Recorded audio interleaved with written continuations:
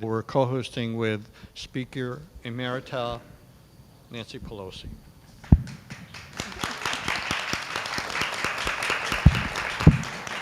That Emerita doesn't really flow off the tongue, but I'll try to keep that in mind. You don't really have to say it. And we're actually in the Veterans Community Center that was really made possible by a special support that Nancy really helped us with an earmark, and that's just one example of so many over the years that she's helped the Bay Area and the community system of care. She's, it's not just what she does in D.C. and the Affordable Care Act. I know that's important, but it's also the extraordinary work and the lives she touches over so many years. It's pretty remarkable. Anyway, we're super proud to have her with us, join us, and to co-host this event. So we're really here because a year ago, right, they passed the PACT Act? Today. Yeah. A year ago today. Yeah, a year ago today. And, it took a little while to know just how significant that piece of legislation is, how historic it is. It really is extraordinary.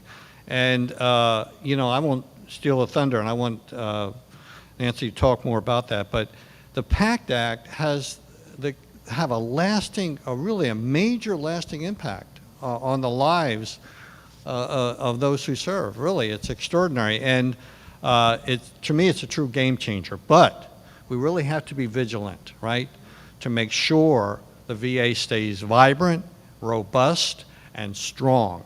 And we really have to do that. Maybe more about that, maybe some of my other remarks. But we're really pleased. So, too often and too far in between, it takes generations of veterans suffering to get the care they need, right? And for the country to take responsible for the true cost of war. And so those generations really had to struggle. And we know about the post-9/11 generation and the multiple deployments. We know, of course, the signature wound of that war, which is traumatic brain injury. But there was a certain amount of support that they received that other generations, particularly Vietnam veterans, did not have. And I think a lot of folks got on board and supported them as they should have. But Nancy Pelosi has been with veterans well before that time, when veterans were not a popular issue, whether it was homeless veterans or it was veterans struggling for their basic justice and due rights, whether it was around Agent Orange or post-traumatic stress disorder. She was there and she got the job done. She's been a member of the advisory board of SWORDS for over 20 years.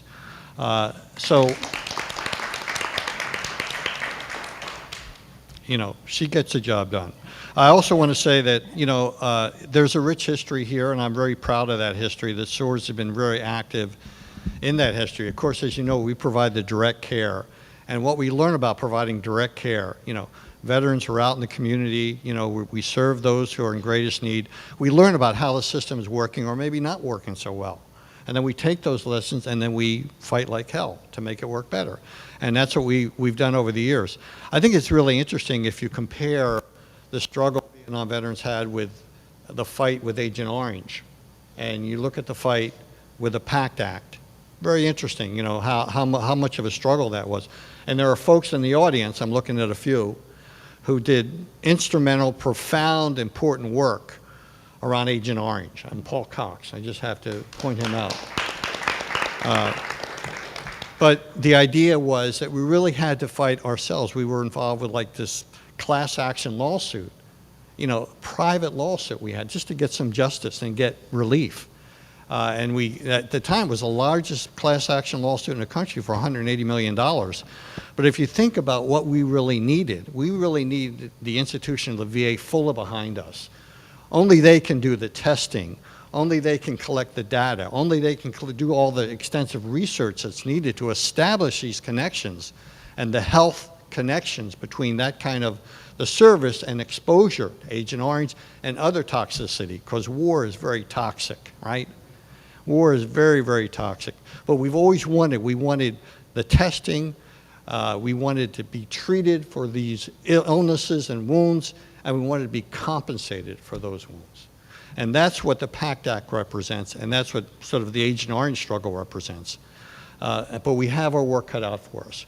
We want to make sure that the Veterans Benefit Administration is also doing their job. They're providing a full measure of relief. They're granting decisions about compensation claims and rating decisions that are commensurable to the need. We really got to stay on top of that. We intend to do that. And there's also this current digital divide that veterans have, especially the senior veterans. And I know there's a lot of, we went through this COVID thing, and we're not through it yet. But there's far more, I know telemedicine and telehealth, but we can't leave veterans behind. They're the most marginalized. We have to make sure that we do everything to keep them connected. And finally, my point that I made earlier, we have to preserve and protect the VA.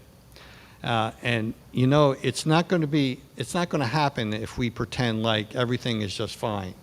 Even today, there's some legislation that puts the VA at risk, and we cannot let that legislation take over. I mean, I can't stress that more enough, because the money will flow out of the VA. The money will flow into private health insurance. They want to make the VA a payer, not a provider. And we really have to make sure that all that outsourcing does not weaken the VA. And that's probably one of the most important things we can do. So with all that, I just want to say, again, welcome Nancy Pelosi to our Community Vet Center. Thank you so much. Thank you very much, Michael, for your kind introduction, but more importantly, for your great, great leadership and your service to our veterans community. In helping them, you help our whole country. They are so central to who we are as a nation, how much we owe them. As you were talking about Agent Orange, I was remembering when I was, now this is before many of you were born probably, I was chair of the party 40 years ago, and one of my major events was to be with the veterans during the hunger strike in Los Angeles for Agent Orange. And the feature there, I mean, I was a sort of another person there, but the feature there was Dick Gregory. And he was teaching them how to do a hunger strike. That you have to take showers, you have to hydrate, all the things to avoid further danger to your system. But the main point being that to call attention, having a celebrity to call attention to this injustice. On the battlefield, we leave no soldier behind. When they come home, we should leave no veteran behind, and that's just the way it is. So this PACT Act does address some of the Agent Orange and Camp Lejeune, some other injustices that have been out there for a while, as you may have seen in some of the ads on TV. Michael Blecker has been such a guiding light for me over the years. Since I first came to Congress, introduced to him by Mayor Art Agnos, who we talked about when we celebrated opening this facility here, expanding this facility here. Swords to Plowshare, a biblical calling, recognizing that the plowshares have to come from, in other words, we can't be swords to plowshares. Recognizing the continuum of care that is not just housing, but the continuum of care.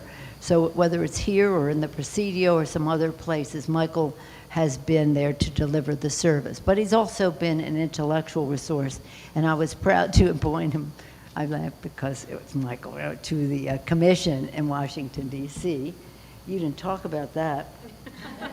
Well, let me just say, I was so proud of Michael's vote on that committee. No, right? It was about health care for veterans and the rest, because there is a movement in the country to privatize almost everything, including veterans services, and they formed sort of new groups to sound like they represent veterans, but they represent reducing the role of Veterans Affairs, whether it's health or whatever else. In order for services to be delivered, the administration has to be supported so that it can all happen. But anyway, here today, and so thank you, Michael, for your great leadership. I've seen his kids grow up. I mean, this has been a long time. I've been in Congress 36 years, and I met him when I first came here. And so, thank you. And our history in our country has been veterans helping veterans. The American Legion were the ones who started the GI Bill of Rights, the first one. Vets helped us do the veterans, the GI Bill for 9/11 for the 21st century. It was really Iraq and Afghanistan and that. Michael has been a champion for our Vietnam veterans and the rest. So in any event, this is about the veterans. And today is a very important day. 1 year ago, this became the law of the land. What's important about it is that it gives the respect to veterans. As I said, these burn pits were as big as a football field, or bigger, or 2 football fields. And they were breathing these toxic waste of all kinds, and very carcinogenic. And up until we're passing the bill, you had to prove that this was dependent on that, and where you were there, and what were the days. Forget that. You have a diagnosis, you were there, you qualify. Now, why today is important to us is not just to celebrate, but to say this. There is no deadline to apply for the PACT Act benefits. We're here because tomorrow is an important date to receive retroactive compensation. As you all know, veterans that survive must file a claim before tomorrow to be eligible for PACT Act benefits backdating to August 10th of last year. With nearly 80% of all PACT Act-related claims already approved, there's no better time than to file this claim. There's opportunity. So I want to thank all of you for spreading the awareness of the PACT Act. I want to just make a special mention of John Field. John Field and John Stewart were so active in making this visible, because while we had the House, we were going to pass this bill, regardless of the minimal participation of the other side of the aisle. But the Senate, you need 60 votes, right? So, and that was a harder, heavier lift. It failed the first time. They insisted, demanded families of veterans and veterans on the steps of the Capitol all night with all of us there to make sure that we could get the bill passed. But without the public awareness, as many of you have heard me say on many occasions, public sentiment is everything. Outside mobilization makes good things happen. We can only maneuver so much internally, public sentiment. And Michael, you know the role that you played, and I appreciate that, but John Field and John Stewart took it to a global level of awareness. So John has just had a hip operation, or else I was going to try to persuade him to be with us today. He lives in New York. Get well. Thank you, John, and thank you to both Johns. I don't know if he's watching. I told him all about it the other day, but I don't know if he's in on it. But I do want to thank the San Francisco VA and the Bay Area VSOs, including Director Elena Kim. Thank you, Elena, and Director Jiao Li for the work that they are doing. Seeing these women in leadership positions for our veterans is something. Right now we're having... Thank you, Elena. Thank you. Thank you, Jean. Right now we're having a fight in the Congress. Forget I'm saying this. This is not appropriate. I'm digressing. But just so you know, we worked very hard to get the slogan changed for those, not just he, but those, right? So now they want to revert, in the defense bill, they want to take that back to he. Not to recognize the role of women in the military and veterans. So we have they have to get used to women in power and the VA. So thank you for what you do for the city and for the VA. And Michael, I've sung his praises, and I always do. He's remarkable. But I'm very excited that we're welcoming Chief Operating Officer Tramisha Garner, who's going to be taking over here. Another woman in leadership for our veterans. That's pretty exciting. And so in any case, this legislation, our chairman of the VA committee last year is Mark Chicano. He is the ranking member now, soon to be chairman again after the next election, but right now. But he, working with Raul Ruiz, who's a physician and a public health expert, really constructed this. Senator Tester in the Senate, very important. But without Mark Chicano, we would not would not have this. So again, it's a privilege to hear directly from San Franciscans who have served in uniform. We've strived to honor our veterans with expanded benefits and improved services. Listening to hear how you see things is a vital resource to us. So as we gather 1 year since the passage of the title is Honoring Our PACT, our promise to our veterans, ensuring veterans exposed to burn pits and airborne toxins in the line of duty get the care and benefits they deserve. If they're diagnosed, if they were there, they qualify. No red tape, no bureaucratic proof of this, proof of that, and the rest of that. That's why we're so pleased that so many have already been improved within this past year under the leadership of the Biden administration. So with that, I'm going to yield back to you, Michael, for how we proceed from here. Sure. Let me introduce, I think Tremisia is next. Tremisia Gardner, who's really just has done some wonderful leadership at Swords, and she's going to be carrying the agency, and she's just a remarkable work. So I'd like to pass along to Tremisia Gardner, our Chief Operating Officer.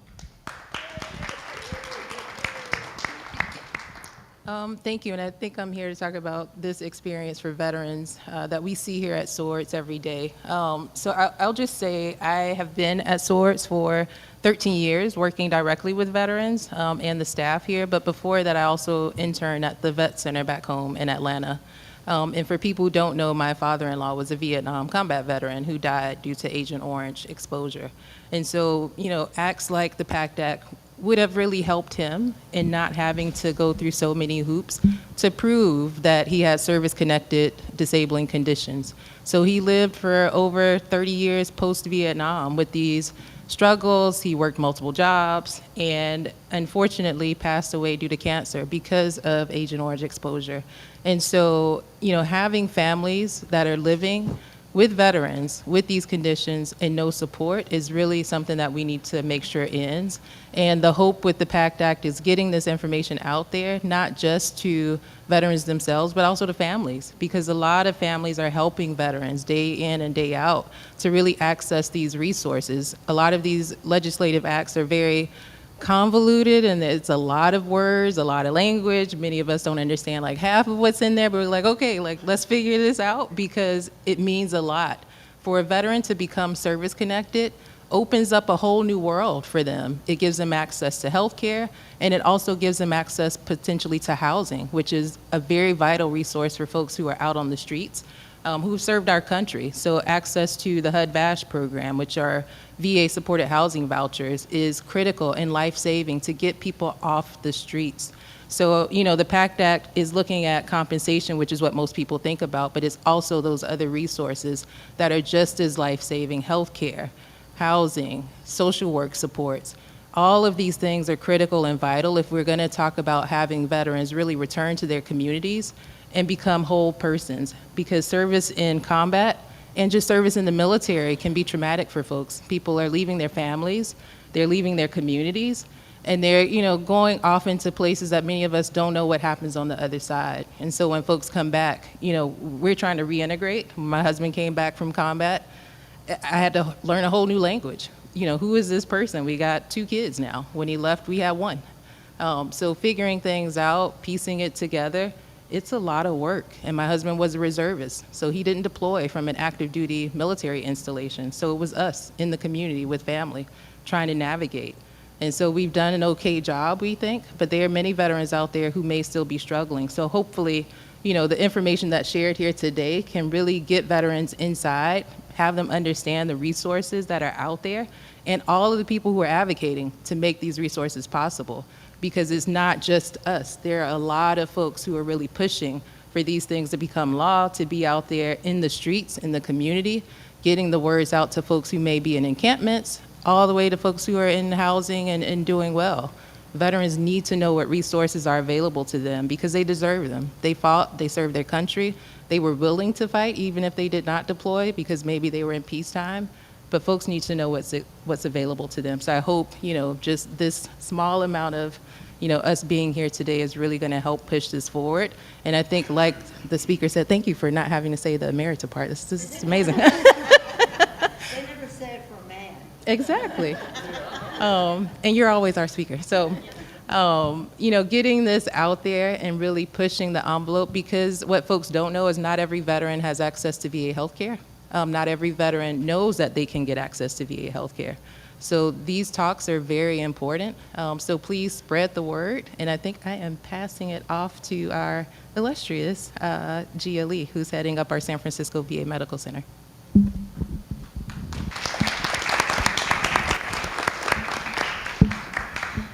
Well, thank you, Speaker Pelosi, for convening this roundtable discussion to help highlight the PACT Act and this essential time at the one-year mark.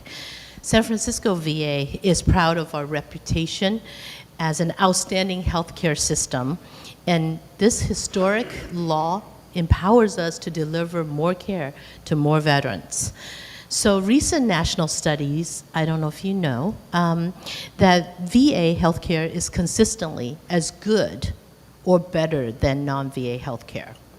And surveying our veterans, 90% of our veterans trust the VA to deliver the care, their care. We honor this exceptional level of trust by carrying out the PACT Act, which is, as said earlier, perhaps the largest expansion of veterans' benefits in the history. And allows VA to deliver more care to millions more veterans. The law allows VA to provide generations of veterans and their survivors, and that's important to know, their survivors as well, with the care and benefits that they have earned and deserve. VA is now able to, earlier, as Speaker Pelosi have said, presumptively provide benefits to veterans who live with toxic exposure-related conditions, including many cancers and illnesses. This means that when they were overseas and they were exposed, these conditions surfaced long after they came home. And it is really important to note that they no longer have to prove that it's service-connected, that the burden of proof is no longer on the veterans, and we are very, very proud of that. Many veterans,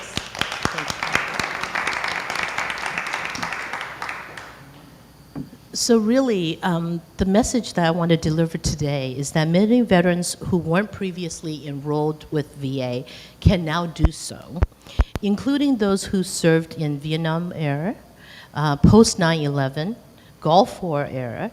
This allows us to really serve generations of veterans at our healthcare facility. This also allows us to deliver benefits to the survivors of veterans who passed away as a result of toxic exposure. Because these conditions have already really seriously impacted our veterans and their family, San Francisco VA staff is here and ready to help veterans apply for the PACT Act related benefits. To the veterans and their families and their survivors, I want to share a few key updates. We at the VA want veterans and survivors to apply now.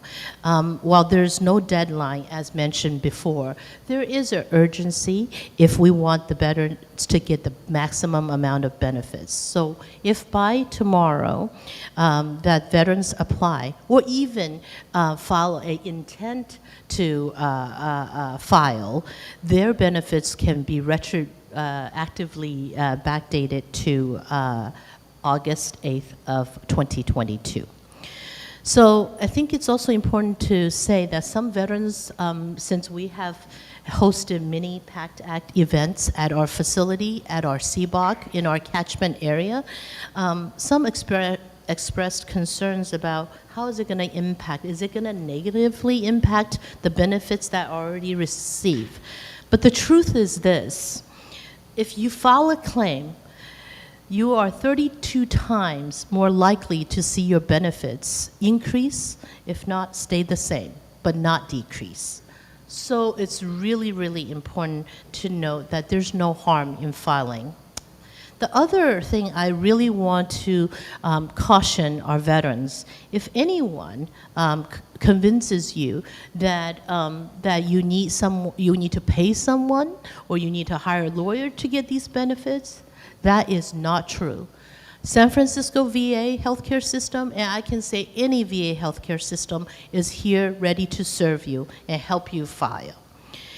I also like to take this time to highlight the impact of PACT Act thus far. We're very proud that almost 4 million veterans to this day have been screened for toxic exposure. And the last I checked on the enrollment, we have enrolled additional 287,000 veterans into the VA healthcare system. So as the director for San Francisco VA healthcare system, our mission is helping heroes heal through innovation, compassion, and partnership. It is our honor to lead the way in caring for our veterans. We at the San Francisco VA want all the veterans to get the maximum benefit possible. So don't wait.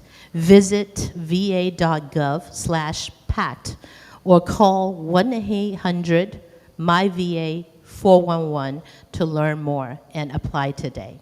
So thank you again, Speaker Pelosi, once again for this opportunity to honor our commitment to serving our veterans. Thank you very much.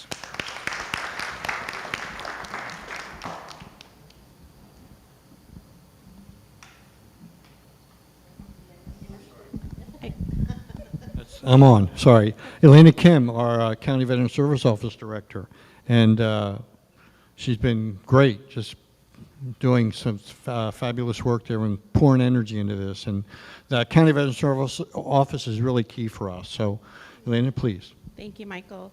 Good morning, everyone. As an Army veteran myself, I was exposed to burn pits in Iraq, and I want to echo the gratitude today to Speaker Pelosi and her staff for their leadership, to Congress for passing, to the President for signing, and to the VA for enacting the PACT Act. I thank Swords to Plowshare, the VA Hospital, and our other partners in service like the Institute on Aging for their partnership in helping us get the word out to our veterans and their family members. A little bit about the San Francisco County Veteran Service Office. The SFCVSO and CVSOs across the nation are helping veterans and their family members apply for federal, state, and local benefits every day.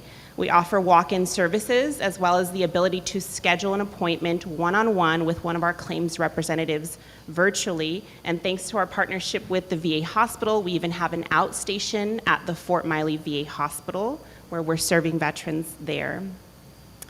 You've already heard today, August 9th is the deadline to file and receive back pay to the date that this legislation was passed.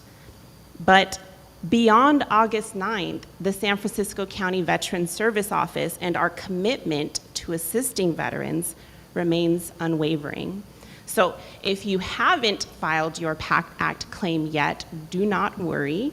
You can still do so after August 9th, and the San Francisco County Veteran Service Office and all CVSOs in California can help you with that filing, regardless of this deadline.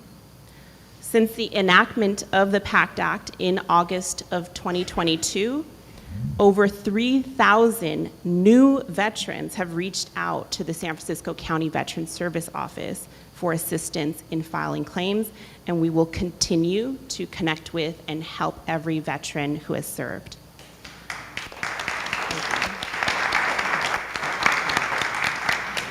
One thing I want to note about our office is we do not turn veterans away. So our staff, which is mostly comprised of veterans ourselves, we support anyone who has served regardless of geography or income. In fact, roughly 4 out of 10 of our clients are coming from out of county, out of state, and even out of country. We have veterans who served in the US military but live in the Philippines or live in Mexico who are reaching out to the San Francisco County Veteran Service Office for information about this legislation. And we will continue to help them because we believe it's a testament to their resilience and their dedication to get the benefits that they rightfully deserve. A lot of folks don't know this, but working with a CVSO versus filing your claim yourself results in higher approval rates from the Veterans Benefits Administration and higher amounts of pay to the veteran. However, CVSOs are locally funded, so there is a bill out there right now, the CVSO Act, which is HR 984, which would enable local jurisdictions like San Francisco with federal VA funding to hire more employees and help more veterans. And let's not forget that CVSO employees are also mostly veterans, so you have that added bonus of hiring more veterans. The increased demand that we've received from the PACT Act is very heartening, but it also highlights the need, the pressing need for continued support and funding for CVSOs and other organizations like Swords to Plowshare who are responsible for being on the ground and filing these claims. In light of the magnitude of interest that veterans have in the PACT Act bill, I do urge VA and our esteemed members of Congress to pass the CVSO Act, HR 984, which would provide much needed funding to the county veteran service offices so that we can ensure that we have the resources to continue to assist those who have served our nation. Thank you for your time, and of course, thank you to our veterans for their service to our nation.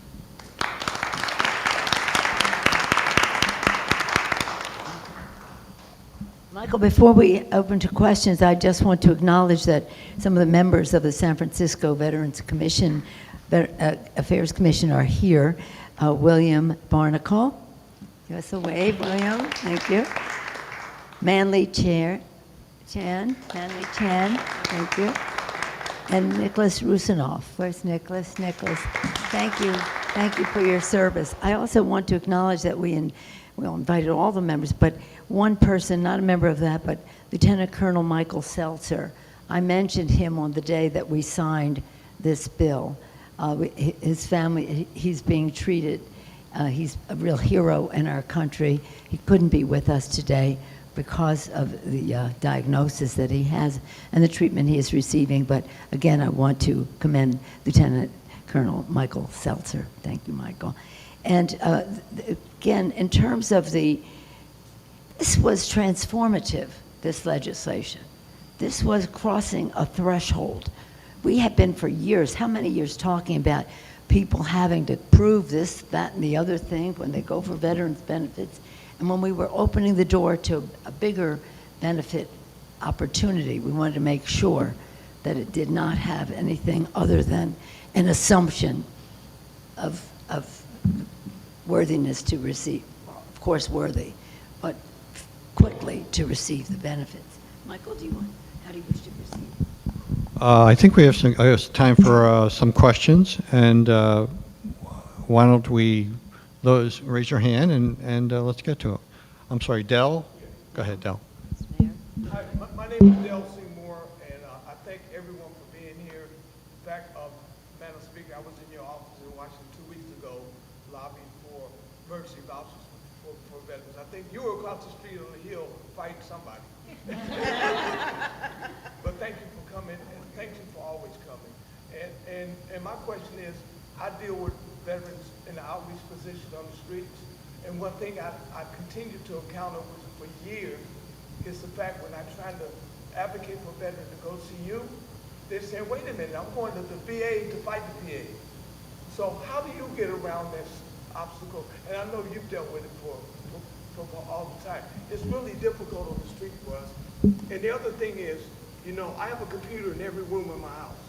So I stay on it, and I really didn't know about this.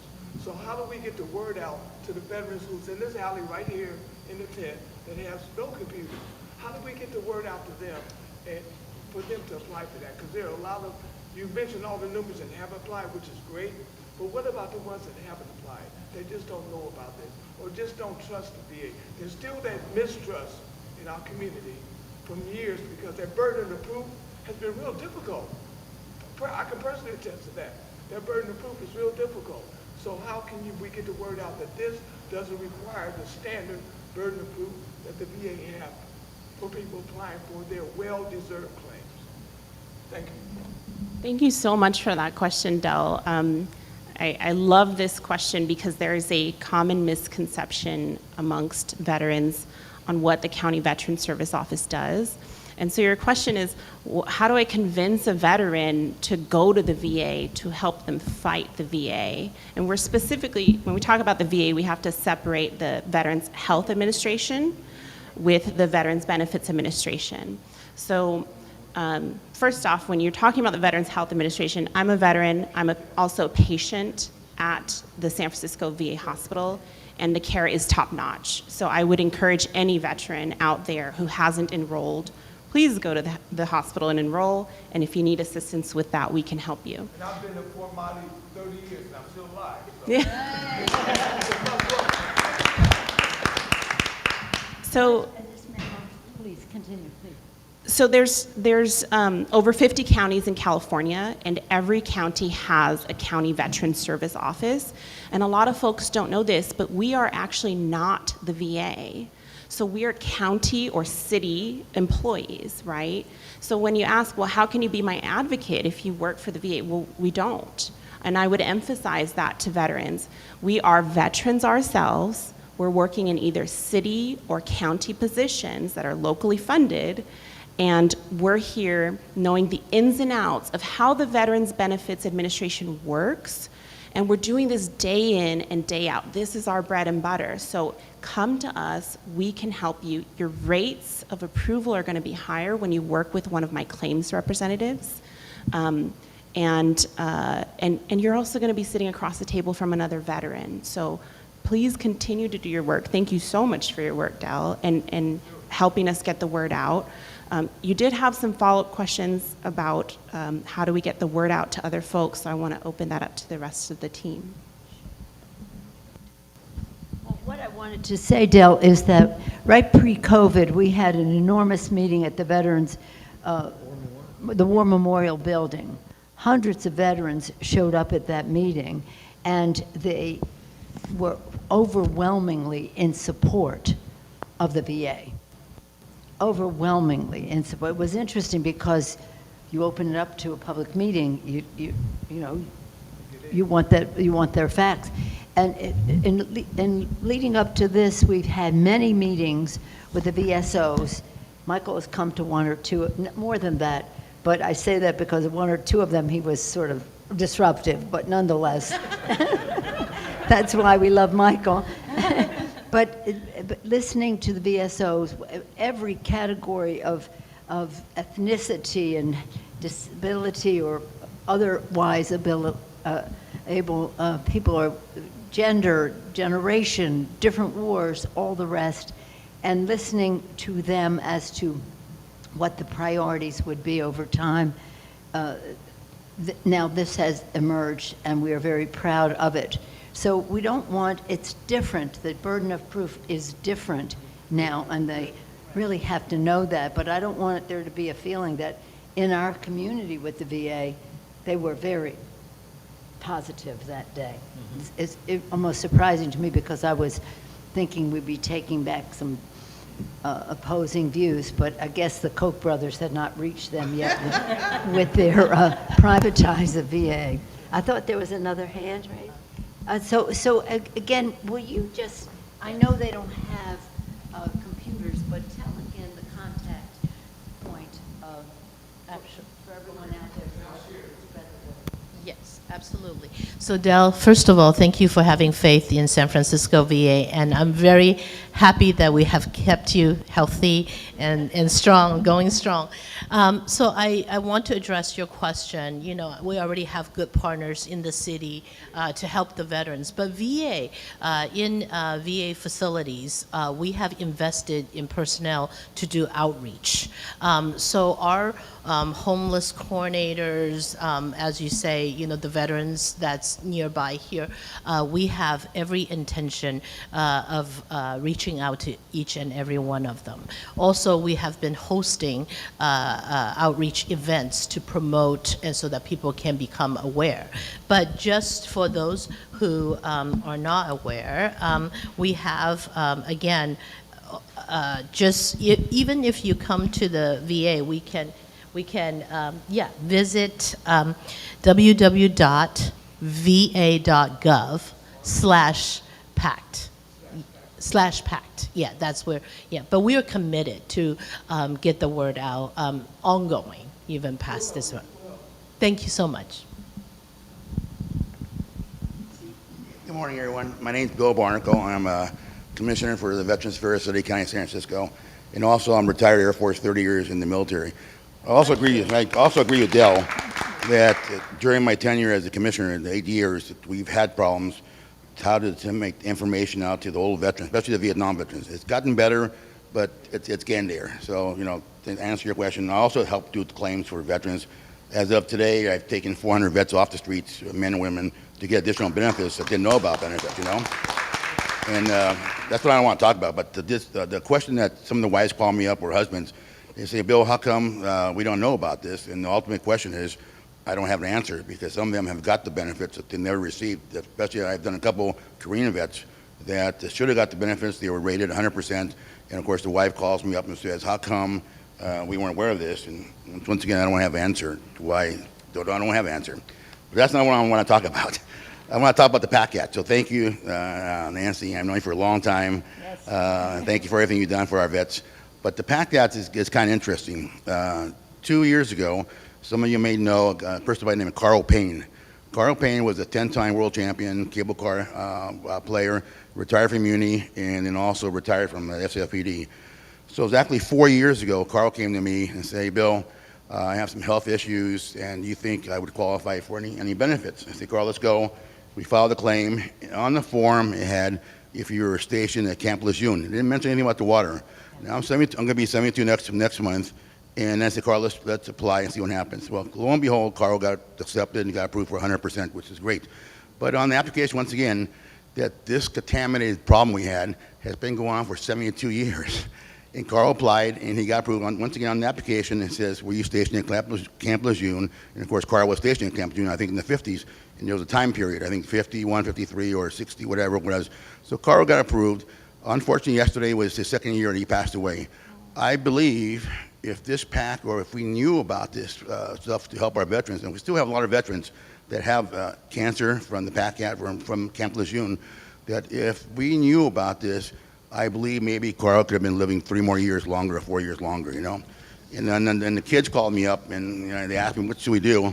I said, don't do anything, let Carl rest in peace, because that's not going to approve anything. But I want to say thank you for all you've done for the PACT Act and everything else. Well, Bill, I appreciate what you're saying.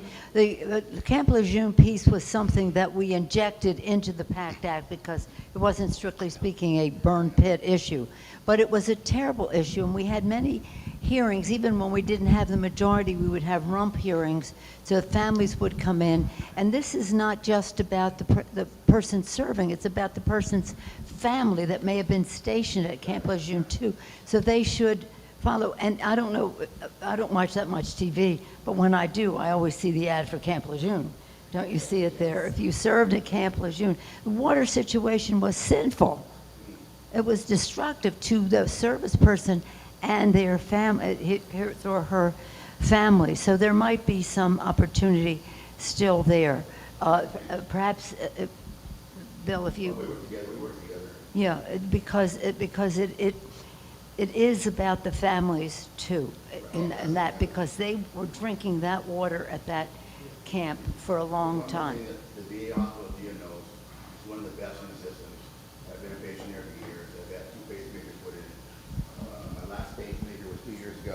this is kind of a joke. My wife says I talk too much. So if I do a presentation, I mention I have a supercharger pacer. I can only talk for 10 minutes, and after that, I got to recharge my battery and go in the bathroom and charge my battery. But I'm just kidding. I don't have to recharge it. But bring that up. She's So just thank you. kidding too. Yeah. Thanks, Nancy, for everything you do, and everybody. The team here is fantastic. And I love our vets, but we still got a lot of work to do for our veterans And we also. do. You know, And we do, and we have it's to our listen. responsibility once again to go out there and push for the benefits. Hanley's the commissioner. I work closely with Hanley. Nick is an Iraqi combat veteran. We all work together, and it's going out there and passing out the word that we're here to help you guys. And fill out the application. So thanks again. I appreciate it. Thank you, Bill. Thank you. Yeah, Paul Cox here. Thank you so much, Speaker Pelosi, for coming. And I think this is a very useful discussion. I would like to add a caveat to the Camp Lejeune portion of the PACT Act. For veterans, you should not get a lawyer to help you. You should just go to the VA. Now, your family, your kids, your grandkids might need to be able to get a lawyer to help with their lawsuit against the state of North Carolina, I believe. But a veteran should just go to the VA, because if they get a lawyer who takes 40% of the winnings of the benefits, then the VA takes that off of.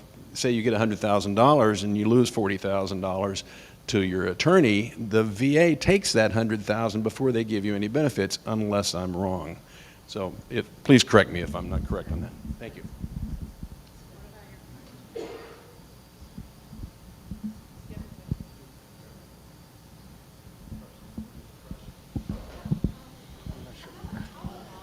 Okay, I'm not sure if there was a question that you posed that needed to be answered. Okay. Thank you, Mr. Cox. My name is Abdul Mansouri. I am the Director of Education for Vets in Tech. I just have a simple question.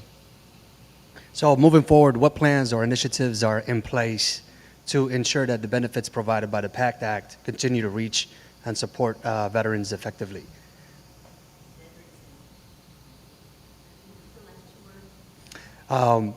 So how can let me ask the question again. So moving forward, what plans or initiatives are in place to ensure that the benefits provided by the PACT Act continue to reach the support and veterans effectively, to support veterans effectively? Well, as you may know, in the PACT Act, we have a real recognition in some of the bills that we have passed since then of caregivers.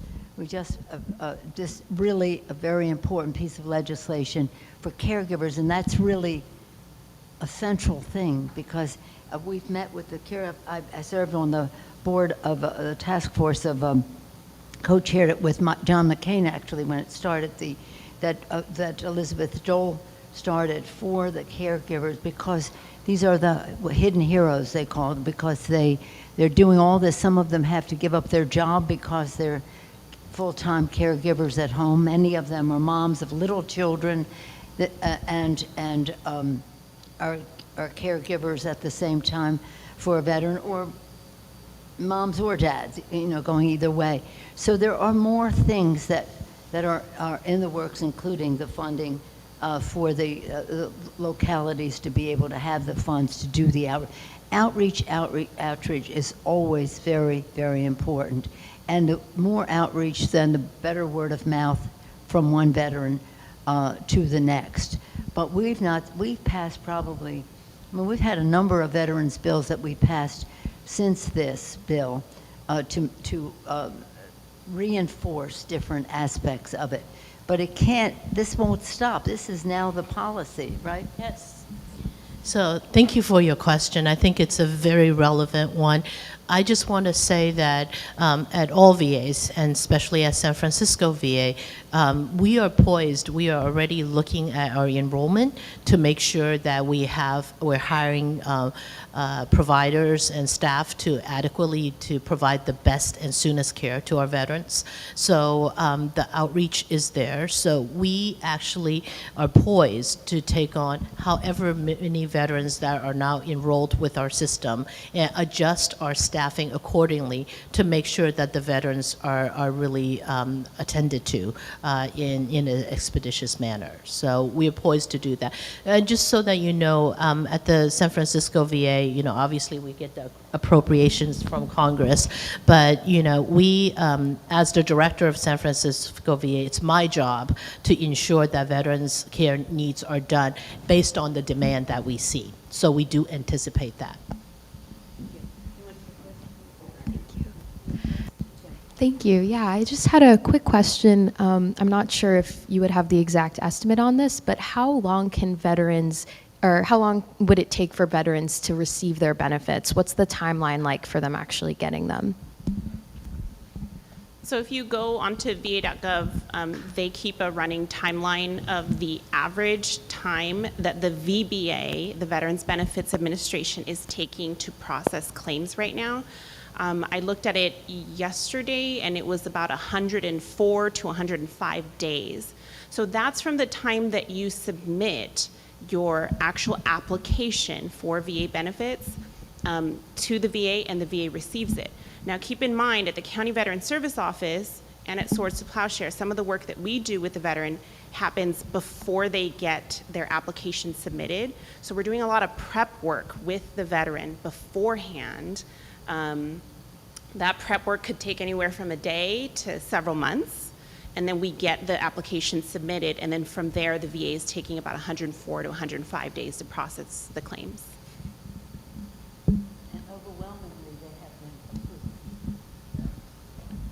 Yeah, I just want to say, I think there's, you know, I'd like to know, you know, what the percentages are, how many 100% are awarded, or 70%, or 40, or 20.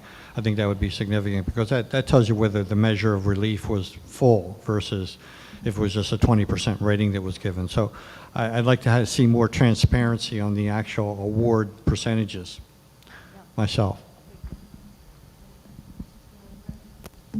So I think we are running short on time, maybe, so I just want to make sure before we, no?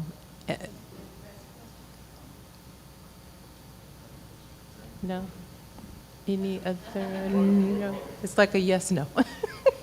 Okay, so we're gonna go ahead and wrap up. If there are other questions, some of us will still be here that folks can, you know, engage with us and ask. You know, if you have questions that maybe we can answer, we'd be happy to stick around. But I do just want to say thank you to Speaker Pelosi for coming out, helping pull this together and making sure that we're, you know, spreading the good news about money for veterans and other resources. People respond when you say money. So thank you again, Speaker Pelosi, and thank you for all of the panelists, Gia Lee, Elena Kim, Michael, and myself for being here. And again, if folks have other questions, we're happy to stick around and answer some of those, but thank you for coming out. And this space at some point will be open for veterans to come in and enjoy and hang out. Please feel free to stick around. We'd love to chat. Thank you. Thank you very much to all of you here for this occasion. We have to always be listening to our veterans. Just because this is what we pass doesn't mean it's the end of the line. When you have legislation and you see its execution, sometimes you find out some better ways to go. But we have to listen to our veterans. And I listen to veterans all over the country, and sometimes it's about geography and how much it costs them to go from a rural area where there isn't a VA clinic or hospital or just any opportunity.